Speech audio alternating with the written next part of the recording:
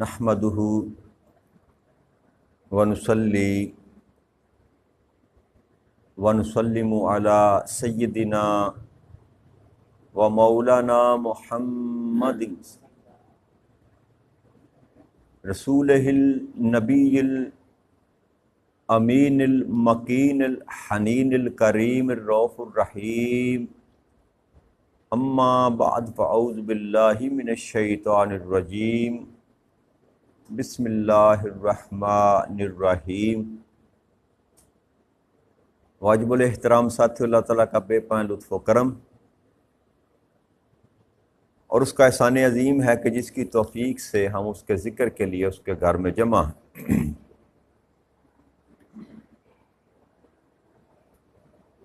اللہ کی توفیق سے ہم نے کل چھٹے پارے کا آغاز کیا تھا اور سورہ النساء کی آیت نمبر 148 اور 149 پر گفتگو کی تھی۔ آج آیت نمبر 150 سے ہم اپنے سبق کا آغاز کر رہے ہیں۔ اللہ کریم نے ارشاد فرمایا، ان الذین یکفرون باللہ ورسولہ ویریدون ان یفرقوا بین اللہ ورسولہ وَيَقُولُونَ نُؤْمِنُ بِبَعْضٍ وَنَكْفُرُ بِبَعْضٍ وَيُرِيدُونَ أَن يَتَّخِذُوا بَيْنَ ذَلِكَ سَبِيلًا،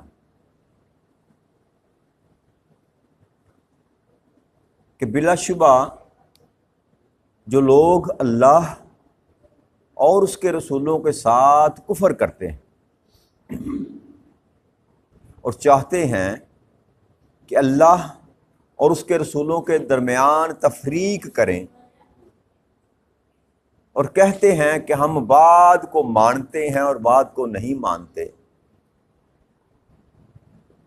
اور چاہتے ہیں کہ اس کے درمیان میں کوئی راہ نکال لیں۔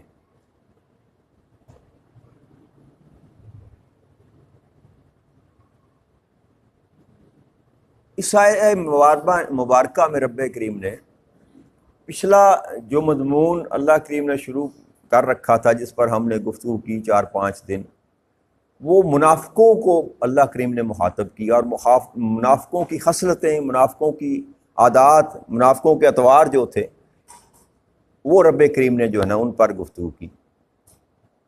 اس آیہ مبارکہ میں اللہ کریم نے اہل کتاب جو تھے، یہود و نصارہ، یعنی کہ حضرت موسیٰ علیہ السلام کے ماننے والے اور حضرت عیسیٰ علیہ السلام کے ماننے والے، ان کی خصلت بیان کی اور فرمایا کیا کہ وہ لوگ جو اللہ اور اللہ کے رسولوں کے ساتھ کفر کرتے ہیں اور چاہتے یہ ہیں کہ اللہ اور اس کے رسولوں کے درمیان فرق کیا جائے، تفریق کی جائے،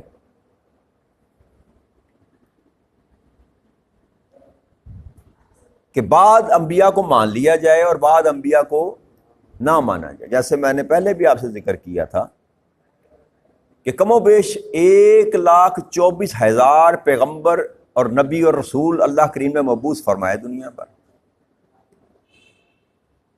اب کسی ایک نبی کا بھی انکار ہے جو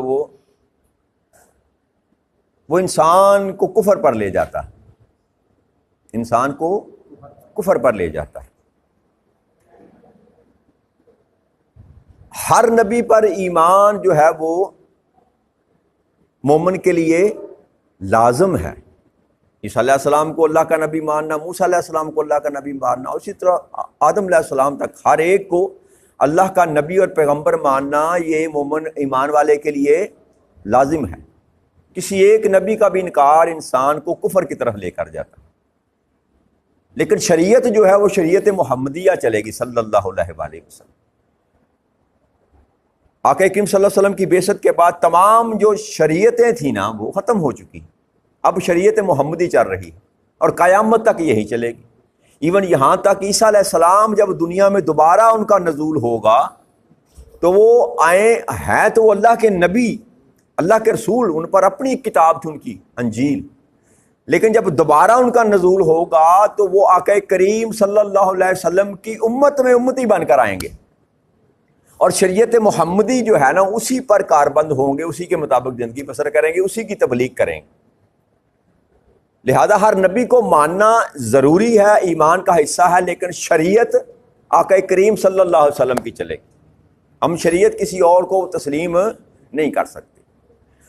تو اللہ نے اللہ کریم ارشاد فرماتا ہے کہ یہود جو ہیں موسیٰ علیہ السلام کو مانتے اور عیسیٰ علیہ السلام کا انکار کر دیا، اور یہاں تک کہ عیسیٰ علیہ السلام کو قتل کرنے کے در پہ ہو گئے، اور اپنے تئیں انہوں نے قتل کر بھی دیا، آگے مضمون آئے گا۔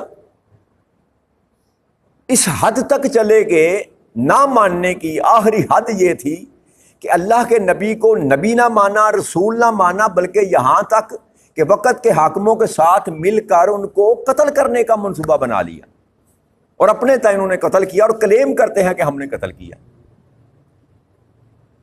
اور اسی طرح جو عیسائی ہیں وہ باوجود اس کے کہ ان کی اپنی کتاب انجیل میں نبی اکرم صلی اللہ علیہ وسلم کا اسم مبارک لکھا ہوا ہے، اور آپ کے خصائل جو ہے رب کریم نے بیان فرمائے کہ میرے نبی میں یہ خصوصیت ہوگی، میرے نبی میں یہ خصوصیت ہوگی، اس طرح کی شکل شباہت ہوگی، اس طرح کے اخلاق ہوں گے، سارا نقشہ جو تھا رب کریم نے عیسائیوں کی کتاب میں درج فرما رکھا تھا، اور پڑھتے تھے۔ اسی طرح یہودی، لیکن ماننے سے انکار کر دیا۔ تو اللہ فرماتے ہیں کہ جو بعد کو مانے اور بعد کو نہ مانے،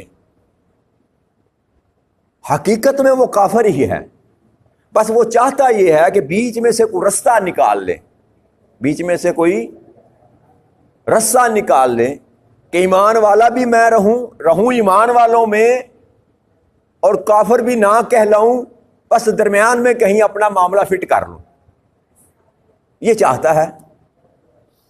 تو اللہ کریم نے اس کو وضاحت کے ساتھ بیان کر دیا کہ ایسا کوئی ایمان کا درجہ نہیں ہے کہ کچھ کو مانا جائے اور کچھ کو نہ مانا جائے۔ اگر ماننا ہے تو تب بھی پورے کا پورا ماننا ہے، اور نہیں ماننا تو تب بھی پورے کا پورا انکار ہے۔ جس نے ایک نبی کا انکار کیا اس نے سارے نبیوں کا انکار کیا، اور نبوت کا انکار اصل میں رب کریم کا انکار ہے، کیونکہ نبی از خود نبی نہیں ہوتا، نبی خود سے نہیں بنتا، نبی کو خدا نبی بناتا۔ اللہ کریم کہتا ہے کہ یہ میرا نبی ہے، یہ میرا رسول ہے۔ اب نبی کا انکار یا رسول کا انکار حقیقت میں اللہ کا انکار ہے، تو کسی بھی نبی کا انکار کرنے والا وہ ایمان والا نہیں رہ سکتا۔ اب یہود ہیں یا نصارہ ہیں، یہودی یا عیسائی، بھلے وہ اپنی شریعت پر چلتے ہیں، موسیٰ علیہ السلام کی شریعت پر چلتے ہیں یہودی، یا عیسیٰ علیہ السلام کی شریعت پر چلتے ہیں عیسائی، اہل کتاب ہونے کا جو ہے ان کو کہ وہ اہل کتاب تھے اور ہیں، ان پر ایک کتاب نازل ہوئی، لیکن وہ اگر آقا کریم صلی اللہ علیہ وآلہ وسلم کو نہیں مانتے تو اس قرآن کی نص سے رب کریم ان کو کافروں کے معاملے میں ڈکلیئر کرتا، انکار کرنے والے، کفر کرنے والے۔ تو لہٰذا اس بات کی گنجائش رب کریم نے رکھی ہی نہیں کہ شریعت میں انسان، ایمان میں انسان، دین میں انسان اپنی مرضی شامل کر لے کہ یہاں مجھے یہ کام سوٹ کرتا ہے اس کو میں مان لیتا ہوں، یہ مجھے سوٹ نہیں کرتا اس کو میں نہیں مانتا، یا یہ آسان ہے اس کو مان لے، یہ تھوڑا مشکل ہے اس کو چھوڑ دے۔ ایسا نہیں ہوتا۔ ایمان میں داخل ہونا ہے تو پورے کا پورا داخل ہونا۔ اب اگر ایمان میں داخل ہونے کے بعد آپ اپنی مرضی کو شامل کرتے ہیں تو آپ گناہ کے مرتکب ہو رہے ہیں، آپ نافرمانوں کا درجہ پا رہے ہیں اللہ کے ہاں۔ آپ کو کافر تو نہیں کہا جائے گا، لیکن یہ ہے کہ اگر آپ شریعت مطہرہ کو تسلیم نہیں کرتے، منوان تسلیم نہیں کرتے، نماز کبھی پڑھ لی کبھی نہ پڑھی، روزہ کبھی رکھ لیا نہ رکھا، زکوٰۃ کبھی دے دی کبھی نہ، دل چاہا تو دے دی، دل چاہا تو دل کو سمجھا لیا میرا نصاب نہیں پورا ہوتا۔ ہم میں سے اکثریت ہے جو بینکوں سے پیسے نکلوا لیتے ہیں، اور میں کئی ایسے لوگوں کو جانتا ہوں جو سرٹیفکیٹ لکھ کر دیتے ہیں کہ میں تشیع ہوں، محض کس لیے کہ مجھے زکوٰۃ نہ دینی پڑے، زکوٰۃ نہ دینی پڑے۔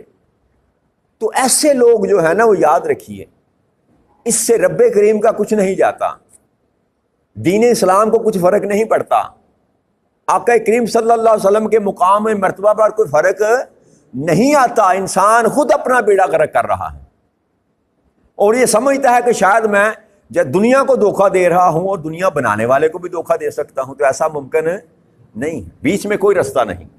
بیچ میں ایک سبق جو ہم نے 4-5 دن نشستیں جو ہم نے کی، ایک رستہ ہے بیچ کا، اس کو کہتے ہیں نفاق، جس کو اللہ کریم نے کہا کہ منافقین ہیں اور دوزخ کے سب سے نچلے درجے میں ان کو رکھا جائے گا۔ اب فیصلہ آپ کے اور میرے ہاتھ میں ہے کہ میں کہاں پر اپنا قیام چاہتا ہوں، کافر بن کر، منافق بن کر دوزخ میں جلنا چاہتا ہوں، یا ایمان والا بن کر جنت کے مزے لینا چاہتا ہوں۔ یہ سارے کا سارا جو ہے نا انسان کے اپنے سوچ پر ڈپینڈ کرتا ہے، انسان کے اپنے اعمال پر، اپنے کردار پر ڈپینڈ کرتا ہے۔ اللہ کریم نے سارے آپشن کھلے چھوڑ دیے، اللہ کریم نے مقید نہیں کیا انسان کو، جسمانی طور پر، ذہنی طور پر، شعوری طور پر انسان کو جو ہے نا مقید نہیں کیا، باندھ نہیں رکھا۔ اگر اللہ فرماتے ہیں سورہ بقرہ میں ہم گزرے اس مقام پر، اللہ نے فرمایا کہ اگر میں چاہتا تو ساروں کو ایمان والا کر دیتا، بھائی اس نے کن کہنا تھا، ہو جاتا وہ ہو جاتا۔ لیکن یہ سزا اور جزا کا جو رب کریم نے نظام وضع کیا، مالک یوم الدین جو اس نے کہا قرآن کو شروع کرتے ہوئے، سزا اور جزا کے دن کا مالک، تو اگر سارے کے سارے وہ اپنے حکم سے ایمان والے بنا دیتا تو پھر یہ سارا نظام جو تھا اس کا بنانے کا مقصد فوت ہو جاتا۔ شیطان کی جرت تھی کہ وہ انکار کرتا، جی اگر اللہ نہ چاہتا، کیا اللہ کے تقدیر سے وہ باہر تھا؟ اللہ کے حکم سے وہ باہر تھا؟ کیا اس پر اللہ کا غلبہ نہ تھا؟ نہیں، اللہ کا ایک نظام ہے، اللہ کا بے شک وہ قادر ہے، وہ کہتا ہے ان اللہ علی کل شیء قدیر، بے شک میں ہر چیز پر قدرت رکھتا ہوں، یہ حقیقت ہے، لیکن وہ اپنے قدرت کے مظاہر ہر وقت نہیں دکھاتا۔ انسان کو اس نے آزاد چھوڑ رکھا، تو اچھا کر، برا کر، سیاہی کر، سفیدی کر، گناہ کر، نیکی کے کام کر، تو آزاد ہے۔ اسی پر انسان کا مواخذہ کیا جائے گا اور سزا اور جزا کا معاملہ ہوگا۔ تو لہٰذا اللہ کے یہ بار بار جو انسان کو سمجھا رہا ہے نا، یہ یہود و نصارہ کی مثالیں دے کر، مشرکوں اور کافروں کی مثالیں دے کر انسان کو تنبیہ کی جا رہی ہے ایمان والوں کو، ایسا کرو گے تو تمہارا شمار ان میں ہوگا، ایسا کرو گے تو تمہارا شمار ان میں ہوگا، ایسا کرو گے تو تمہارا شمار ان میں ہوگا۔ مقصد کیا ہے؟ مقصد یہ ہے کہ انسان کو سمجھانا کہ ان سارے رستوں سے، ان ساری خصلتوں سے بچ جانا۔ اگر تو یہ چاہتا ہے کہ تمہارا معاملہ خیر کا ہو، دوزخ کی آگ سے تو بچنا چاہتا ہے، تو یہ سارے معاملہ جو ہیں ان سے بچ کر زندگی بسر کرنا۔ ورنہ قرآن کریم میں یہود و نصارہ کے واقعات کو بیان کرنا مقصد کیا تھا؟ یہ حکمت سے خالی نہیں ہے، حکمت سے خالی نہیں ہے، مقصد انسان کو، ایمان والوں کو ہمیں بتانا، آقا کریم صلی اللہ علیہ وسلم کی امت کو بتانا کہ ایمان شے کیا ہے، قیامت تک کے لوگوں کے لیے۔ نبی اکرم صلی اللہ علیہ وسلم کے دور میں جو لوگ موجود تھے وہ تو آقا کریم صلی اللہ علیہ وسلم سے سبق لیتے تھے نا، آپ نے تربیت کی، وہ تو کمال کو پہنچے نا، وہ تو کمال کو پہنچے۔ قیامت تک کے لیے رب کریم نے یہ جو محفوظ کیا قرآن کو، اس کا مقصد اور حکمت صرف یہ ہے کہ ہر آنے والا جو میرے محبوب کا امتی ہے وہ جان لے کہ میں چاہتا کیا ہوں، یا میرا محبوب کیا چاہتا ہے، یا ہمارا منشا کیا ہے، ہم تمہیں کیسا دیکھنا چاہتے ہیں۔ تو یہ سارا سلسلہ الف لام میم سے لے کر الناس تک مختلف پیرائے میں، مختلف طریقوں سے، مختلف واقعات بیان کر کے، مختلف انداز میں رب کریم بات ایک ہی سمجھانا چاہتا ہے کہ ایسا کرو گے تو ایسا ہوگا، ایسا کرو گے تو ایسا ہوگا۔ سارا مضمون رب کریم کھول کر بیان کر رہا۔ لہذا یہ بیچ میں کوئی لائن ہم نہیں لے سکتے، ہر معاملے میں، کسی بھی معاملے میں یہ نہیں ہے کہ یہاں میری مرضی چل جائے گی اور یہاں میری مرضی نہیں چلے گی۔ مرضی اللہ اور اللہ کے رسول کی چلے گی۔ کس معاملے میں؟ شریعت کے معاملے میں۔ باقی معاشرتی معاملے میں آپ آزاد ہیں، کھانے پینے کے معاملے میں، کپڑے پہننے کے معاملے میں، گھر بنانے کے معاملے میں، آپ کون سے کپڑے پسند کرتے ہیں، کون سا رنگ پسند کرتے ہیں، کیا کھانا پسند کرتے ہیں، کیا نہیں کھانا پسند کرتے، چند چیزوں کا رب کریم نے نام لیا، یہ حرام ہے، باقی سب جو مرضی کھاؤ پیو۔ پہناوے میں آپ آزاد ہیں، گھر کیسا بنانا ہے رب کریم نے پابندی نہیں لگائی، اسراف نہ ہو کسی بھی معاملے میں، کیونکہ اللہ کریم اسراف کو پسند نہیں فرماتا، کھلا چھوڑ دیا۔ لیکن شریعت کے معاملے میں رب کریم نے آزادی نہیں دی، شریعت کے معاملے میں ہمیں پابندی کرنا پڑے گی۔ اگر وہاں ہم اپنی مرضی کریں گے تو پھر ہمارا شمار یا منافقین میں ہوگا یا کافرین میں ہوگا، ایمان والوں میں نہیں ہوگا۔ ایمان والا وہی ہے جو دل سے بھی اور زبان سے بھی جو ہے نا اطاعت کا حق ادا کرتا ہے، اقرار بھی کرتا ہے ایمان والا ہونے کا، اور پھر اس دل کے ساتھ تصدیق بھی کرتا ہے۔ اور دل کے ساتھ تصدیق کرنے کا مطلب یہ ہے کہ اپنے اعمال سے ثابت کرتا ہے کہ میں ایمان والا ہوں، اس کا کوئی عمل خلاف شریعت نہ ہو، کوئی عمل دین کے اللہ کے رسول کے احکامات کے خلاف نہ ہو، تو یہ اعمال اس کے ثابت کریں گے کہ وہ ایمان والا ہے، زبان سے نہیں، اقرار کرنے سے بات نہیں بنے گی۔ تو لہٰذا یہ دین میں سے رستہ نکالنا، راہ فرار نکالنا جو ہے، اس کی گنجائش نہیں ہے۔ پھر اللہ کریم نے اس پر مہر لگائی آیت نمبر 151 میں، اولئک ھم الکافرون حقا، ایسے ہی لوگ در حقیقت کافر ہیں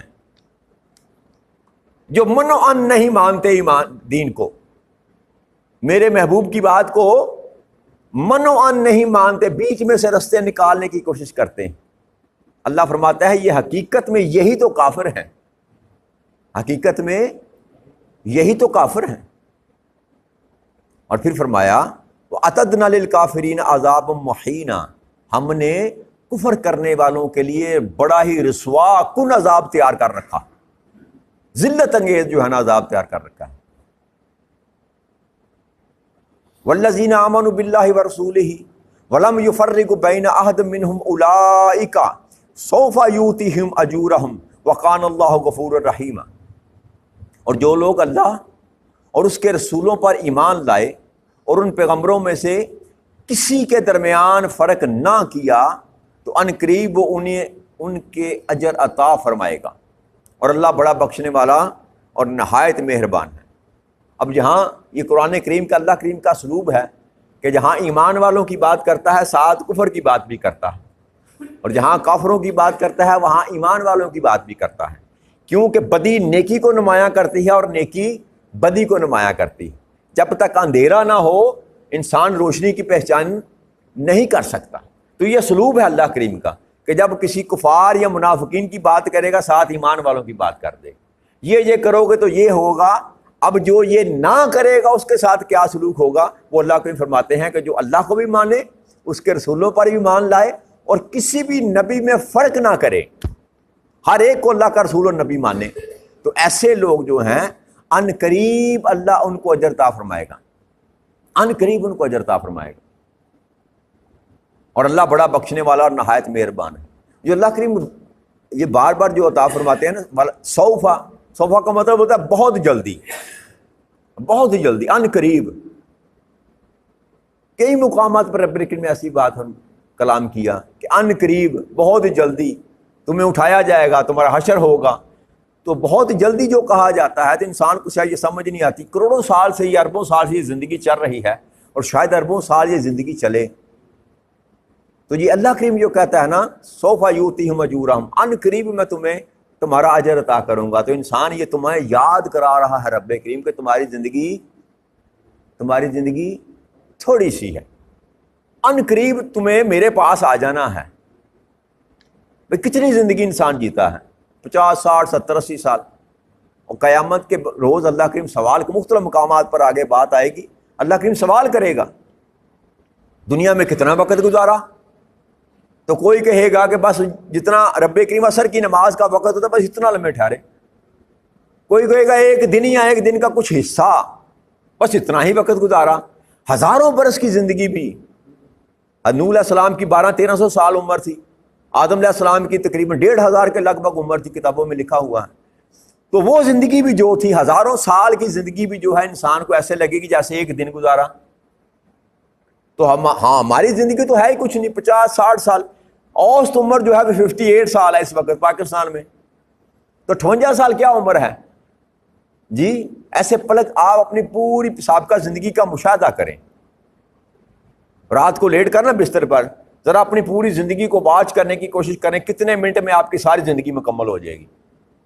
55 سے لے کر آج تک جو کچھ آپ نے گزارا، کیلکولیشن کرنی شروع کر دیں، 10 سے 15 منٹ میں آپ کی زندگی کا سارا معاملہ نپٹ جائے گا۔ بس ایسا ہی معاملہ ہے انسان کی زندگی کا، حقیقت میں اتنا ہی زندگی کا معاملہ ہے۔ تو اللہ یہ فرمانا چاہتا ہے، بتانا چاہتا ہے کہ یہ مختصر سی زندگی ہے تیری، اور پھر دوسرا کیا کہ وہ جو زندگی ہے جس نے کبھی ختم ہی نہیں ہونا، اس کے مقابلے میں یہ 60 سال کیا ہے؟ 50,000 سال کا ایک دن آقا کریم صلی اللہ علیہ وسلم فرمایا، 50,000 سال کا ایک دن، اور سال بھی یہ والے نہیں، 365 دنوں والے سال نہیں۔ وہ دن کون سا ہے جس 6 دنوں میں اللہ کریم نے ساری کائنات کو بنایا؟ وہ دن کے کیا دن ہے؟ اس وقت تو عقائی نہ تھی، یہ منٹ گھنٹے، سورج نہ تھا تو پھر زمین، دن اور رات نہ تھے۔ جب دن اور رات نہ تھے تو یہ گھنٹوں کا تصور، دوپہر کا، سپہر کا، رات کا، دن کا تصور ہی نہ تھا۔ پھر وہ دن کون سے تھے جو جن 6 دنوں میں اللہ کریم نے کائنات کو بنایا؟ اگر وہ کیلکولیشن لی جائے تو 50,000 سال کا ایک دن ہوگا، کیا کیلکولیشن ہوگی؟ تو جب اس نظام کو دیکھا جائے، جس نظام میں جا کر رب کریم نے ہم سے سوال و جواب کرنا ہے، تو یہ زندگی ہمیں کچھ بھی وہاں نظر ایسے ہی ہوگا جیسے ہم چند لمحے کے لیے اس زندگی میں آئے۔ تو یہ حقیقت رب کریم بتانا چاہتا ہے جب بھی کہتا ہے کہ ان قریب تم نے میرے پاس آنا، کہ تیرا وقت قریب ہی ہے۔ اقتربت الساعہ، اللہ کریم ارشاد فرماتے ہیں کہ ان قریب ہے تیرا وقت، بہت قریب ہے تیرا وقت۔ وہ گھڑی جس کا تو انتظار کر رہا ہے نا، اقتربت الساعہ، وہ گھڑی بہت قریب ہے، بس انسان کو خبر نہیں کہ اگلا لمحہ انسان کی زندگی کو ختم کرنے والا ہو سکتا ہے۔ یہ ہی تقدیر ہے، یہی اللہ کا امر ہے۔ لہذا ہر انسان کو اپنی زندگی کے ہر لمحات کو آخری لمحات سمجھ کر گزارنے کی کوشش کرنی چاہیے۔ یہ پیغام ہے رب کریم کا کہ غفلت میں نہ رہ کہ خیر ابھی وہ فلاں جو تھا وہ 60 سال کی عمر میں گیا، میں ابھی 40 سال کا ہوں، 20 سال میرے پاس پڑے ہوئے ہیں۔ کسی کے پاس کوئی وقت نہیں، کسی کے پاس۔ اس حقیقت کو انسان جتنی جلدی سمجھ لے گا اتنی جلدی اس کا معاملہ خیر کی طرف لوٹ جائے گا۔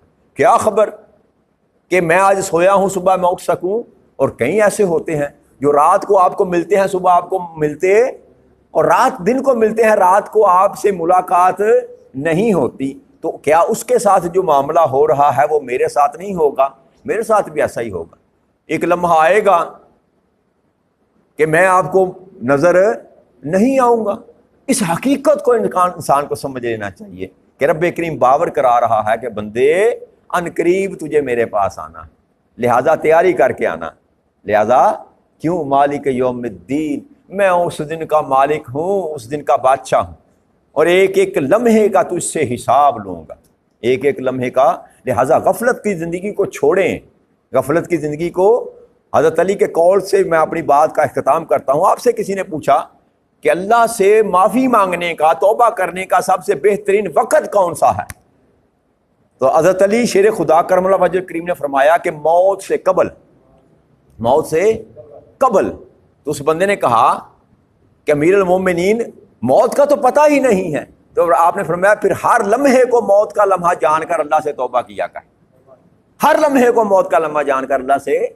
بس یہی سبق ہے کہ اپنی زندگی کے ہر لمحے کو میرے دوستوں بھائیوں، اپنی زندگی کا آخری لمحہ تصور کر کے گزاریں، تو پھر آپ کبھی گناہ کے نزدیک نہیں جائیں گے۔ ہر لمحہ اللہ کی عبادت میں گزارنے کی کوشش کریں گے، ہر لمحہ اس کو راضی کرنے کی کوشش کریں گے۔ اللہ کہ ہمیں توفیق عطا فرما دے کہ ہم اپنی زندگیوں میں اصلاح کر سکیں، اپنی زندگیوں کو بہتری کی طرف لے کر جا سکیں۔ وما علینا الا البلاغ المبین۔ السلام علیکم ورحمۃ اللہ وبرکاتہ۔